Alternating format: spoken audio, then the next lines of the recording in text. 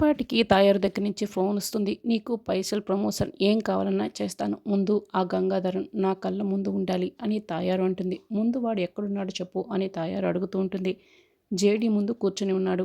ఆ JD గంగాధరాన్ని interrogation చేస్తోంది అని చెప్పడంతో తాయారైతే ఎక్కువగా కంగారు పడుతూ ఉంటుంది. 20 ఏళ్ల కిందట తాయారు ఒక కుటుంబం మొత్తాన్ని కూడా విషం కలిపి ప్రాణాలు తీసేసింది. ఆర్కియాలజీ డిపార్ట్మెంట్ హెడ్‌గా పనిచేస్తున్న బాలాజీ గారి ఇంట్లో తాయారు వంట మనిషిగా చేస్తూ ఉండేది. మీనన్‌తో చేతులు కలిపి మీనన్ విషం తెచ్చివ్వటంతో ఆ విషాన్ని వాళ్ళకి ఫుడ్‌లో కలిపేసి ఆ ఫ్యామిలీ మొత్తాన్ని కూడా చంపేసింది అని తాయారు ఆ ప్రాణాలు మొత్తం తీసేసింది. అలా ఆ ఫ్యామిలీ మొత్తం చనిపోయిన తర్వాత వాళ్ళ ఇంట్లో ఉన్న నగలు, బంగారం అన్నీ కూడా ఇక మీనన్, తాయారు కొట్టేసుంటారు. ఈ నిజాలన్నీ కూడా గంగాధర్ జేడీకేడీకి ఇక సాధు నాయక్‌కి చెప్తూ ఉంటాడు. చూడండి, ఈ నిజాలన్నీ మీరు కోర్టు ఎదుట చెప్పగలరా? మాకు ఈ సహాయం చేస్తారా? అని జేడీ అడుగుతూ ఉంటే, మేడం తాయారు చేసిన కుట్రలన్నీ కూడా నేను చెప్పేస్తాను మేడం.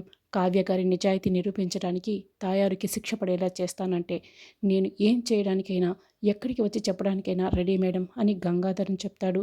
మీరు వెంటనే మా సార్ సాధు నాయక్‌కి ఫోన్ చేసి గంగాధరాన్ని తీసుకొని మీ ఇంటికి రమ్మని చెప్పండి మినిస్టర్ గారు. తప్పకుండా మీ పని జరిగిపోతుంది అని త్రిపాఠి సలహా ఇస్తాడు. ఇక అదేవిధంగా తాయారు సాధు నాయక్‌కి ఫోన్ చేస్తుంది. చూడు, ఆ గంగాధరం తీసుకొని నువ్వు వెంటనే మా ఇంటికి రా సాధు. నీకే చెప్తున్నది. లేకపోతే నేను అసలు వినే ప్రసక్తే లేదు అని తాయారు ఇక సాధు నాయక్‌కి గట్టిగా వార్నింగ్ ఇస్తుంది. జేడీ, ఇద్దరు కూడా కంగారు పడుతూ ఉంటారు.